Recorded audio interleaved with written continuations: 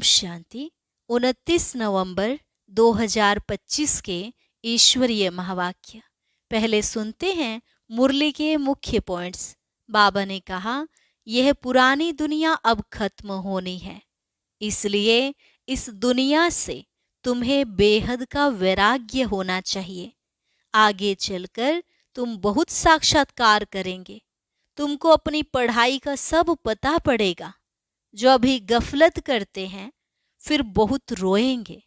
इसलिए बाप कहते हैं, मीठे मीठे बच्चों, पुरुषार्थ कर पास हो जाओ ताकि कुछ भी सजा न खानी पड़े, तभी पूजन लायक बनेंगे।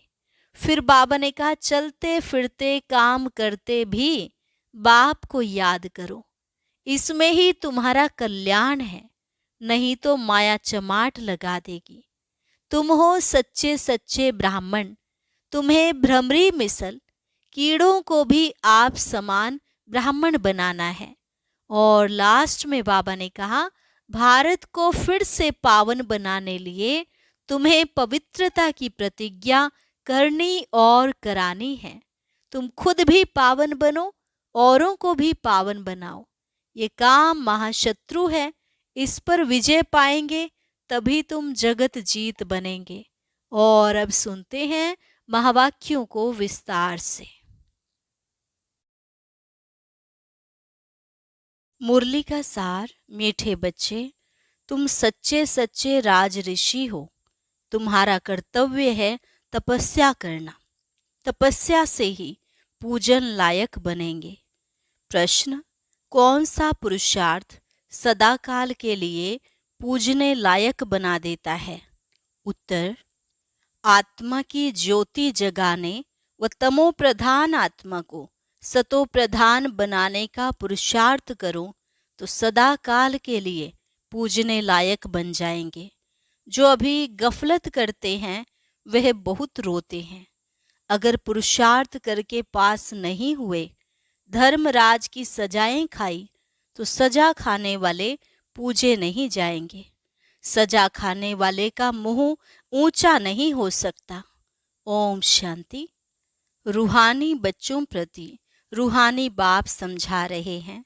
पहले पहले तो बच्चों को समझाते हैं कि अपने को आत्मा निश्चय करो। पहले आत्मा है, पीछे शरीर है। जहाँ तहाँ प्रदर्शनी अथवा म्यूजियम में, क्लास में पहले पहले यह सावधानी देनी है कि अपने को आत्मा समझ बाप को याद करो। बच्चे जब बैठते हैं सब देही अभिमानी होकर नहीं बैठते हैं। यहाँ बैठते भी कहाँ कहाँ ख्यालात जाते हैं। सत्संग में जब तक कोई साधु आदि आए तब तक क्या बैठ करते हैं, कोई न कोई ख्यालात में बैठे रहते हैं। फिर साधु आया तो कथा आदि सुनने लगते हैं। बाप ने समझाया है, यह सब भक्ति मार्ग में सुनना सुनाना है। बाप समझाते हैं, यह सब है आर्टिफिशियल, इनमें है कुछ भी नहीं। दीपमाला भी आर्टिफिशियल मनाते हैं। बाप ने समझाया है, ज्ञान का तीसरा नेत्र खुलना चाहिए तो घर घर में सोजरा हो। अभी तो घर घर में अंधियारा ही है। यह सब बाहर का प्रकाश है। तुम अपनी ज्योति जगाने बिल्कुल शांत में बैठते हो। बच्चे जानते हैं स्वधर्म में रहने से पाप कट जाते हैं। जन्म जन्मांतर के पाप इस याद की यात्रा से ही कटते हैं। आत्मा की ज्योत बुझ गई है ना, शक्ति का पेट्रोल सारा खत्म हो गया है, वह फिर भर जाएगा क्योंकि आत्मा पवित्र बन जाती है। कितना रात दिन का फर्क है। अब लक्ष्मी की कितनी पूजा होती है। कई बच्चे लिखते हैं लक्ष्मी बड़ी या सरस्वती माँ बड़ी। लक्ष्मी तो एक होती है श्री नारायण की। अगर महालक्ष्मी को पूजते हैं तो उनको चार भुजा दिखाते हैं, उसमें दोनों आ जाते हैं। वास्तव में उसको लक्ष्मी नारायण की पूजा कहा जाए। चतुर्भुज है ना, दोनों इकट्ठे। परंतु मनुष्यों को कुछ भी समझ नहीं है। बेहद का बाप कहते हैं कि सभी बेसमझ बन पड़े हैं। लौकिक बाप कभी सारी दुनिया के बच्चों को कहेंगे क्या कि बेसमझ हैं? अभी तुम बच्चे जानते हो विश्व का बाप कौन है? खुद कहते हैं मैं सभी आत्माओं का बाप हूँ, तुम सब मेरे बच्चे हो। वो साधु लोग तो कह देंगे सब भगवान ही भगवान है। तुम जानते हो बेहद का बाप बेहद का ज्ञान समझा रहे हैं हम आत्माओं को। मनुष्यों को तो देह अभिमान रहता है, मैं फलाना हूँ। शरीर पर जो नाम पड़ा है उस पर चलते आए हैं। अब शिव बाबा तो है निराकार सुप्रीम सोल, उस आत्मा पर नाम है शिव।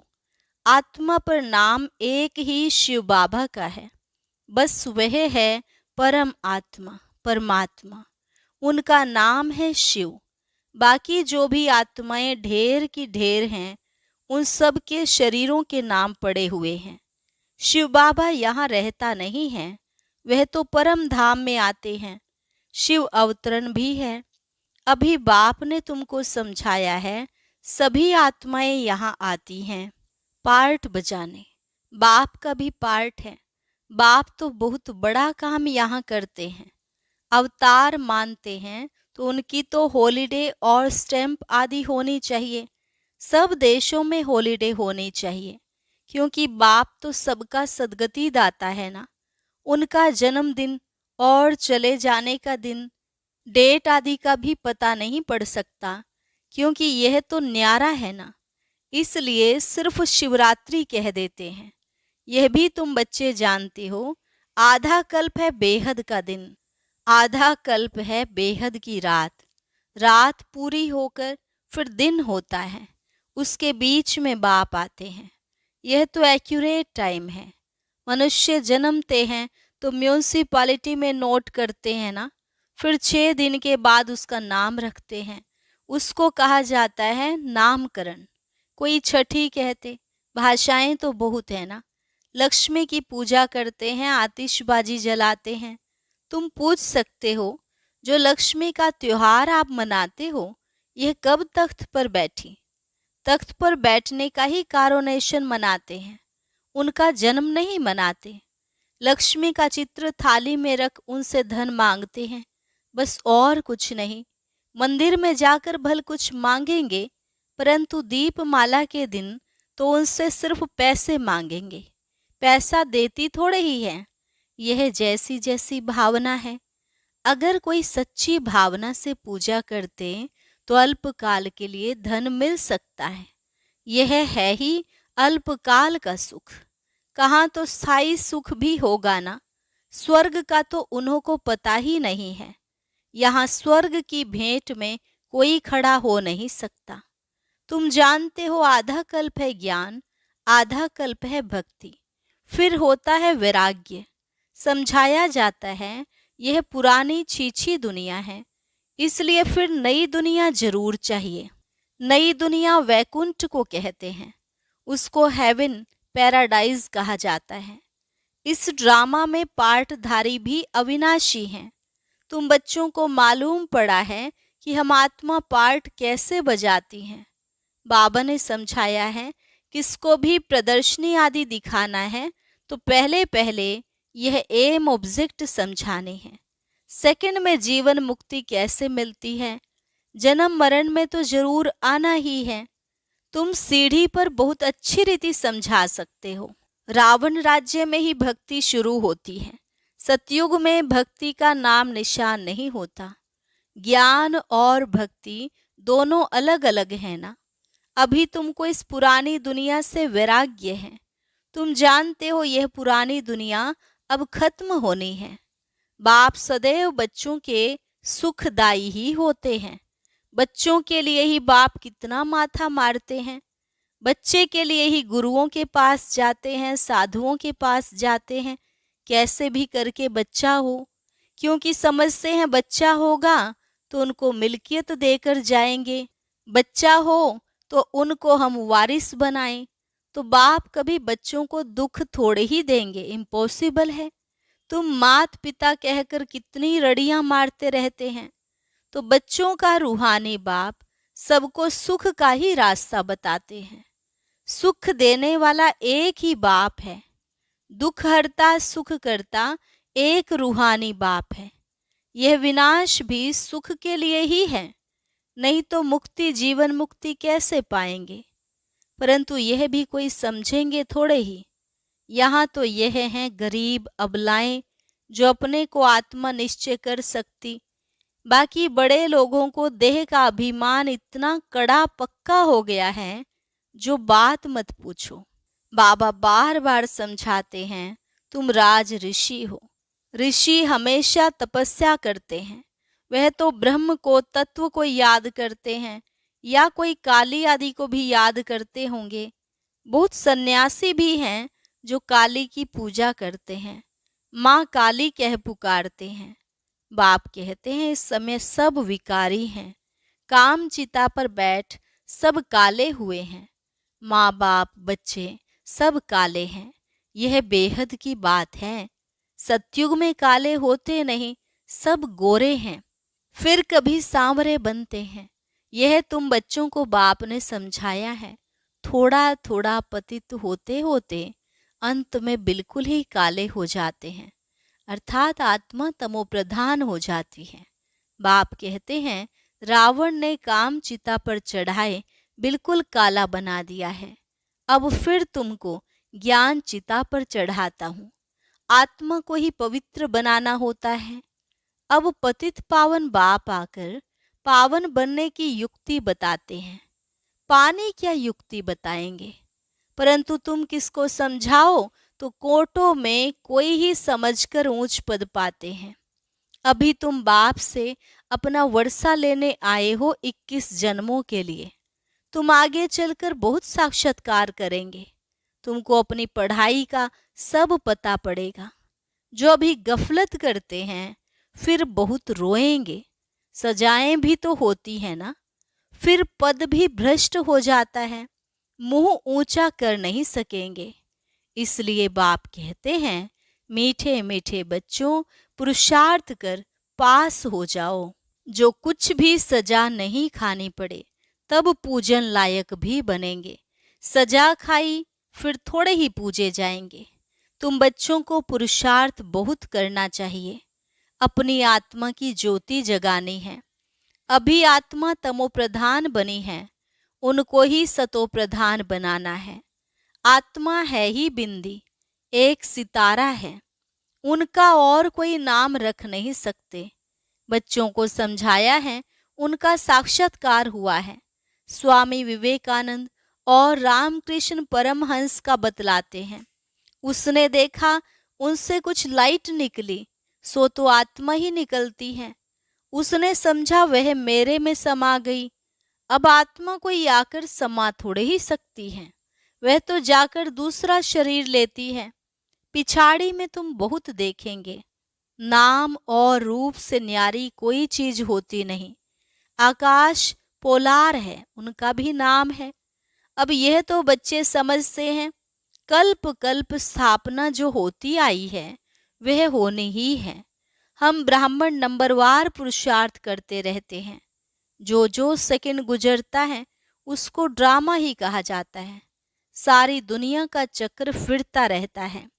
यह 5000 वर्ष का चक्र जूं मिसल फिरता रहता है, टिक टिक होती रहती है। अभी तुम मीठे मीठे बच्चों को सिर्फ बाप को ही याद करना है। चलते फिरते काम करते बाप को याद करने में ही कल्याण है। फिर माया चमाट लगा देगी। तुम हो ब्राह्मण, भ्रमरी मिसल कीड़े को आप समान ब्राह्मण बनाना है। वह भ्रमरी का तो एक दृष्टांत है। तुम हो सच्चे सच्चे ब्राह्मण, ब्राह्मणों को ही फिर देवता बनना है। इसलिए तुम्हारा यह है पुरुषोत्तम बनने के लिए संगम युग। यहाँ तुम आते ही हो पुरुषोत्तम बनने के लिए। पहले ब्राह्मण जरूर बनना पड़े। ब्राह्मणों की चोटी है ना, तुम ब्राह्मणों को समझा सकते हो। बोलो तुम ब्राह्मणों का तो कुल है, ब्राह्मणों की राजधानी नहीं है। तुम्हारा यह कुल किसने स्थापन किया? तुम्हारा बड़ा कौन है? फिर तुम जब समझाएंगे तो बहुत खुश होंगे। ब्राह्मणों को मान देते हैं क्योंकि वह शास्त्र आदि सुनाते हैं। पहले राखी बांधने के लिए भी ब्राह्मण जाते थे, आजकल तो बच्चियां जाती हैं, तुमको तो राखी उनको बांधनी है जो पवित्रता की प्रतिज्ञा करें। प्रतिज्ञा जरूर करनी पड़े। भारत को फिर से पावन बनाने लिए हम यह प्रतिज्ञा करते हैं। तुम भी पावन बनो, औरों को भी पावन बनाओ। और किसकी ताकत नहीं जो ऐसे कह सके। तुम जानते हो, यह अंतिम जन्म पावन बनने से हम पावन दुनिया के मालिक बनते हैं। तुम्हारा धंधा ही यह है। ऐसे मनुष्य कोई होते ही नहीं। तुमको जाकर यह कसम उठवाना है। बाप कहते हैं, काम महाशत्रु है, इस पर विजय पानी है।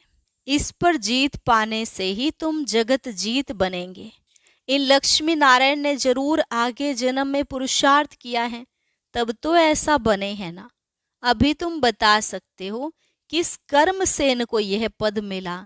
इसमें मूझने की तो कोई बात ही नहीं। तुमको कोई इस दीपमाला आदि की खुशी नहीं है। तुमको तो खुशी है हम बाप के बने हैं, उनसे वर्षा पाते हैं। भक्ति मार्ग में मनुष्य कितना खर्चा करते हैं, कितने नुकसान भी हो जाते हैं, आग लग जाती है, परंतु समझते नहीं। तुम जानते हो, अभी हम फिर से अपने नए घर जाने वाले हैं। चक्र फिर हूबहू रिपीट होगा ना। यह बेहद की फिल्म है, बेहद का स्लाइड है। बेहद बाप के बने हैं तो कापारी खुशी होनी चाहिए। हम बाप से स्वर्ग का वर्षा जरूर लेंगे। बाप कहते हैं, पुरुषार्थ से जो चाहिए सो लो। पुरुषार्थ तुमको जरूर करना है। पुरुषार्थ से ही तुम ऊंच बन सकते हो। यह बाबा बूढ़ा इतना ऊंच बन सकते हैं तो तुम क्यों नहीं बन सकते। अच्छा, मीठे मीठे सिकिलधे बच्चों प्रति मात पिता बाप दादा का याद प्यार और गुड मॉर्निंग। रूहानी बाप की रूहानी बच्चों को नमस्ते। रूहानी बच्चों की रूहानी बाप दादा को नमस्ते नमस्ते, गुड मॉर्निंग। शुक्रिया बाबा, शुक्रिया। धारणा के लिए मुख्य सार। जैसे बाप सदा बच्चों के लिए सुखदाई है, ऐसे सुखदाई बनना है। सबको मुक्ति, जीवन मुक्ति का रास्ता बताना है। देही अभिमानी बनने की तपस्या करनी है। इस पुरानी छीछी दुनिया से बेहद का वैरागी बनना है। वरदान, हर एक की विशेषता को स्मृति में रखते हुए फेथफुल बन एक मत संगठन बनाने वाले सर्व के शुभ चिंतक भव। हर एक की विशेषता को स्मृति में रखते हुए फेथफुल बन एक मत संगठन बनाने वाले सर्व के शुभ चिंतक भव। ड्रामा अनुसार हर एक को कोई न कोई विशेषता अवश्य प्राप्त है।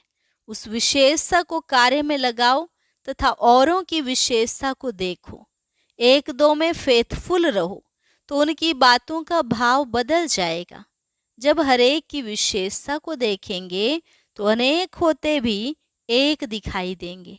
एक मत संगठन हो जाएगा। कोई किसके गिलाने की बात सुनाए तो उसे टेका देने के बजाय सुनाने वाले का रूप परिवर्तन कर दो, तब कहेंगे शुभ चिंतक।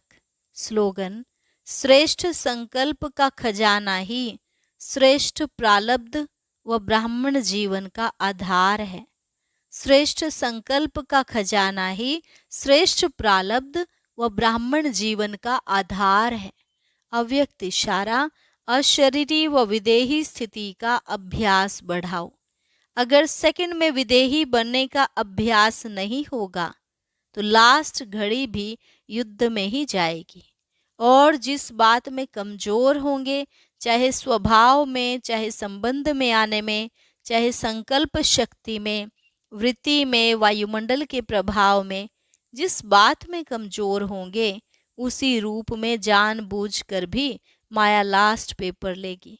इसलिए विदेही बनने का अभ्यास बहुत जरूरी है। और अब बाबा की याद का एक बहुत ही प्यारा सा गीत सुनेंगे। उसे सुनने के लिए ऊपर दिए गए बॉक्स पर क्लिक करें।